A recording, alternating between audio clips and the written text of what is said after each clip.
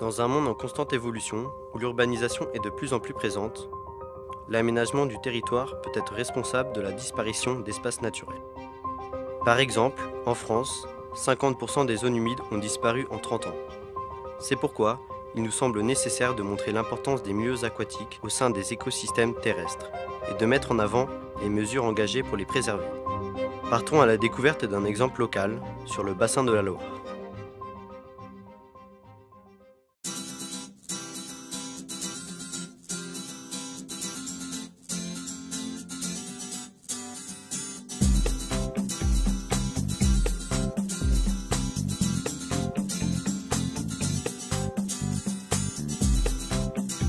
La Mayenne est une rivière de l'ouest de la France qui appartient au vaste bassin versant de la Loire.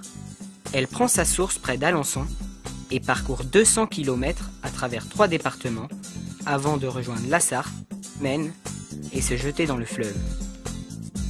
La Mayenne est constituée de nombreux affluents dont l'Ernée d'une longueur de 65 km, lui-même constitué de petits ruisseaux comme celui qui va retenir notre attention, le ruisseau de la Riotière et ses environs. C'est un cours d'eau de première catégorie piscicole, c'est-à-dire qu'il est occupé par des espèces d'eau vive, comme la truite, mais aussi le chabot, la loche, le verron et le goujon.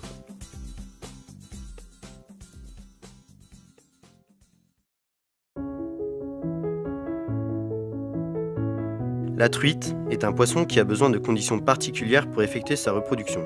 Elle se reproduit principalement sur des cailloux et des galets pour pouvoir y déposer ses œufs, oxygénés et protégés de la force du courant. Les truites sont des poissons qualifiés de petits migrateurs, puisqu'elles doivent rejoindre des zones de frayère vers l'amont des rivières durant l'hiver. Afin de garantir leur migration, il est nécessaire qu'elles puissent se déplacer librement dans le cours d'eau.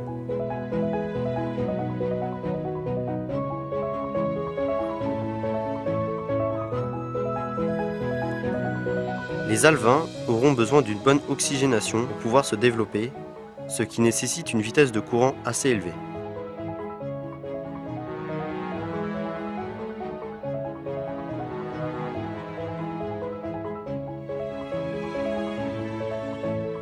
Dans le cadre de la gestion des milieux aquatiques, différents acteurs de l'eau interviennent pour garantir leur bon état en réalisant notamment des aménagements pour la libre circulation piscicole au niveau des obstacles à l'écoulement comme les barrages.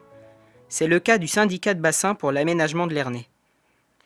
Les problématiques qu'on connaît au niveau des cours d'eau sur le bassin de l'Ernée, c'est un peu l'héritage du passé, dans le sens où on a eu beaucoup de travaux hydrauliques sur les cours d'eau, avec notamment du recalibrage, de la rectification de cours d'eau, du curage, du déplacement de cours d'eau, enfin voilà. Tout un panel de choses qui font qu'on a des cours d'eau qui ne sont pas forcément toujours en bon état, et il s'agit d'essayer de restaurer un peu ces habitats-là en tenant compte bien évidemment des usages d'aujourd'hui. Et du coup, les travaux qu'on mène, on travaille notamment sur les bords de berge avec des aménagements de clôture et d'abreuvoirs pour limiter l'accès des bovins aux cours d'eau. On travaille également sur les cordons de boisement de berge, donc la ripisylve en bord de cours d'eau, pour restaurer des habitats. Et puis on travaille beaucoup aussi sur la continuité écologique, à savoir satisfaire le transit des sédiments et la circulation des poissons notamment.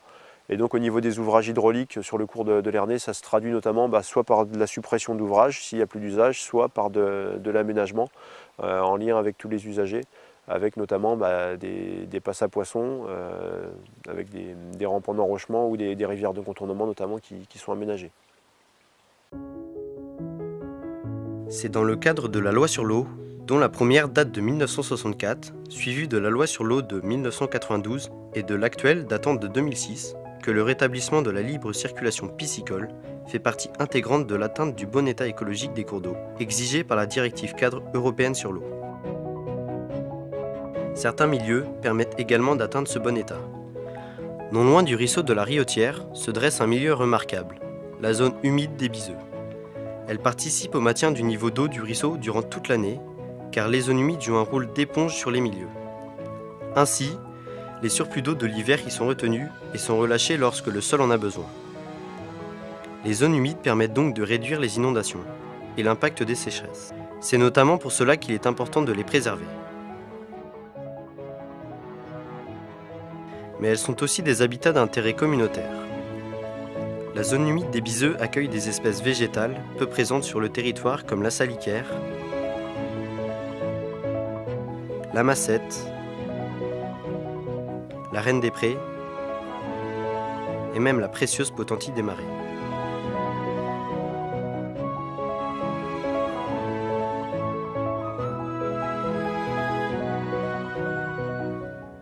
Ce type de milieu attire aussi certaines espèces animales protégées.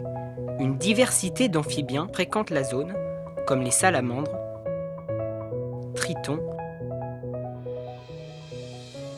ou encore des grenouilles et crapauds pour s'y nourrir et y pondre.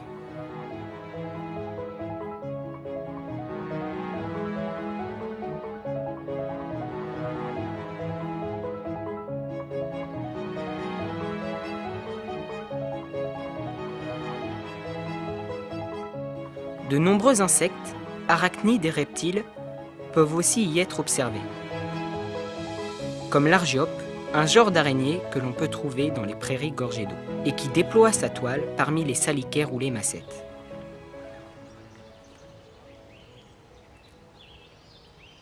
Suite à cette grande diversité d'espèces remarquables, la zone des Biseux a été récemment placée en réserve naturelle régionale par décision du Conseil régional des Pays de la Loire. Depuis 2003, nous travaillons sur la zone humide des Biseux et avec l'appui des maires et des conseillers municipaux successifs, nous avons pu mener à bien ce projet et son aboutissement nous ravit. Cela fait partie du plan de gestion, l'objectif étant de sensibiliser et de faire découvrir les richesses naturelles et culturelles. Le soutien de la région est indispensable pour la mise en valeur du site et sa conservation.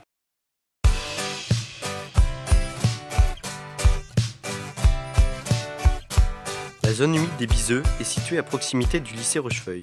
Cet établissement forme chaque année de futurs gestionnaires des milieux naturels. En 2005, un platelage traversant la zone a été réalisé par les élèves pour que le public puisse découvrir toute l'année sa biodiversité, de près sans piétiner le milieu. Cela fait partie du programme de la formation, durant laquelle les élèves mènent des chantiers d'aménagement en collaboration avec les acteurs locaux.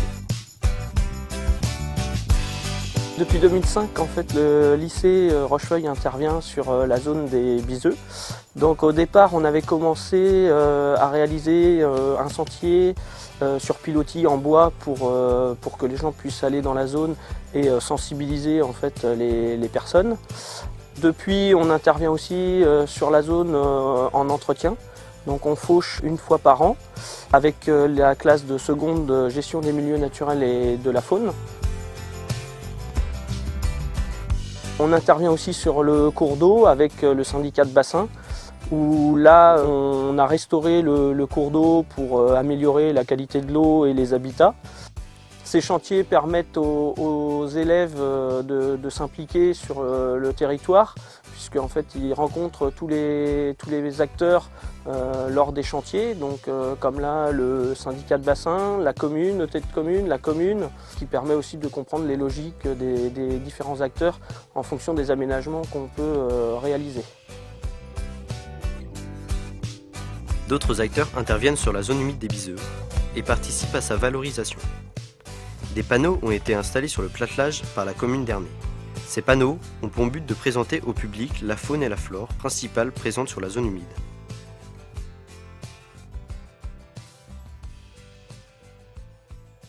Le CPIE Mayenne-Bamène, donc le Centre permanent d'initiative pour l'environnement, travaille depuis 2009 en fait, sur la zone. Au départ, nous avons réalisé un diagnostic faune et flore sur le site, puis en vue en fait, de labelliser les zones humides en réserve naturelle régionale. On les accompagne encore aujourd'hui justement dans cette labellisation. Donc on réalise des inventaires faune et flore sur le site. Cette année, on a révisé justement le diagnostic puisqu'il datait d'une petite dizaine d'années. pour s'assurer en fait justement de où en sont les espèces qui avaient été observées en 2009. Est-ce qu'on a plus ou moins, par exemple, la potentille des marais? Est-ce que la station a grossi? Est-ce qu'on a toujours Brenticino, donc un papillon qui est assez particulier qu'on retrouve sur le site, qui est la seule station en Mayenne? Voilà, on suit du coup tout ça. En même temps, on utilise le site en tant que support pour faire des animations pédagogiques, pour faire découvrir les zones humides, quel est le rôle de ces milieux et qu'est-ce qu'ils peuvent nous apporter.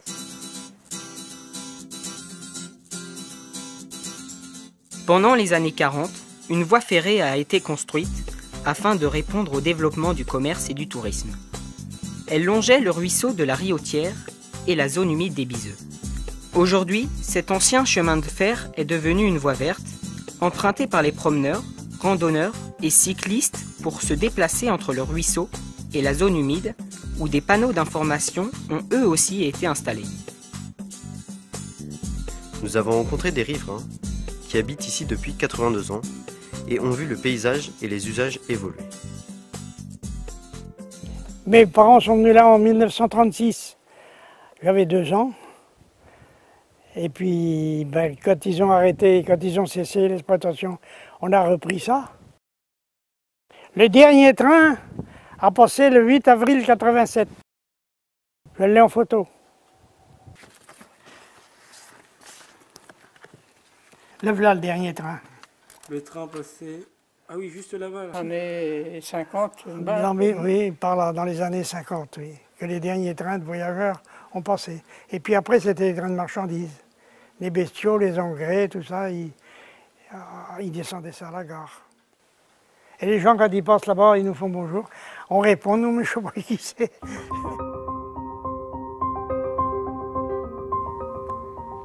Récemment, le paysage a bien changé à proximité de la zone humide des Biseux. Avant que le site soit classé en réserve naturelle régionale, celui-ci aurait pu disparaître. En effet, il y a quelques années a été lancé un projet de contournement du centre-ville d'Ernée. Avec plus de 1200 voitures et camions passant dans la ville chaque jour, les gestionnaires du territoire ont décidé de créer une nouvelle route départementale reliant Ernée à la commune voisine. À la suite de plusieurs propositions de scénarios, cet axe sera finalement construit à quelques centaines de mètres de la zone humide des Biseux, épargnant ainsi ce site sensible. Cependant, 1,5 hectare de zone humide plus en aval et le ruisseau de la Riotière sont traversés par l'aménagement.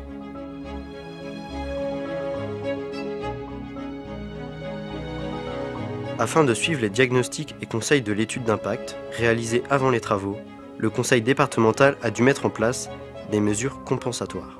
Ceci répondant à la loi sur l'eau, dont les mesures en faveur des zones humides ont été adoptées en 1992 par le gouvernement.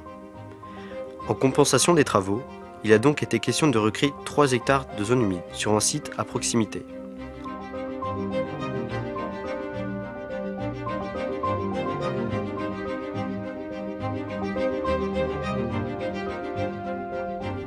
Pour garantir la traversée du cours d'eau par la nouvelle route départementale, un pont a été construit au-dessus de la Riotière. Suite aux interventions dans le lit du ruisseau, celui-ci a été détourné quelques semaines et un reméandrage accompagné d'une recharge de granulats ont été effectués sur cette portion, ce qui a permis de créer une certaine sinuosité et une diversification des habitats sur ce ruisseau à truites. Un passage sous le pont a été mis en place pour permettre la circulation des promeneurs, qui peut aussi être emprunté par la faune. Les chantiers de la route, débutés en 2017, se sont terminés en 2019. À l'avenir, un diagnostic serait à réaliser pour démontrer l'efficacité des compensations après les travaux. La zone des Biseux, épargnée par le projet de contournement, aujourd'hui classée réserve naturelle régionale, continue de bénéficier de l'implication des acteurs locaux et les élèves du lycée Rochefeuille poursuivent leurs interventions. Cette zone humide doit être entretenue annuellement pour éviter que la végétation prenne trop d'ampleur et qu'elle referme le milieu. Pour remédier à cela, la fauche alternée est réalisée à l'automne par les élèves du lycée Rochefeuille. à la suite de laquelle les végétaux sont ramassés et exportés pour éviter que la matière organique se décompose et enrichisse le sol. Une zone humide est un milieu pauvre, donc y rajouter un apport en matière organique le rendrait trop riche et en modifierait la flore. Le platelage, réalisé par le lycée Rochefeuille pour que le grand public puisse découvrir la zone humide, est régulièrement entretenu.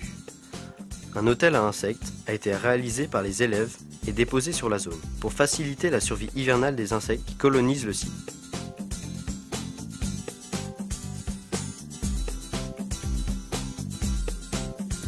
Outre les aménagements et l'entretien, il est important de poursuivre la communication autour de ces milieux remarquables pour garantir la prise en compte de leur intérêt environnemental dans la politique d'aménagement du territoire.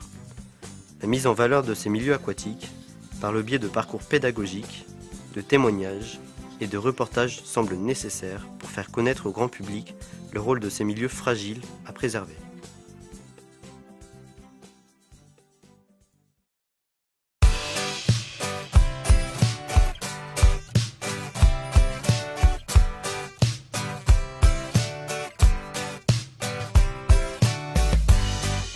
Le lycée Rochefeuille m'a sollicité pour mener ce projet avec les élèves durant 2 années scolaires.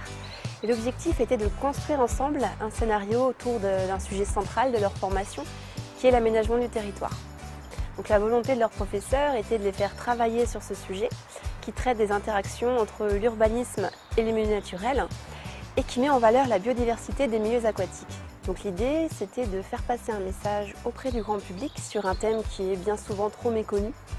Et ensemble, nous avons pu travailler tout au long de l'année à la rédaction du script qui est raconté par les élèves au sein du film, et ainsi qu'à la réalisation des vidéos naturalistes jusqu'au tournage avec les intervenants.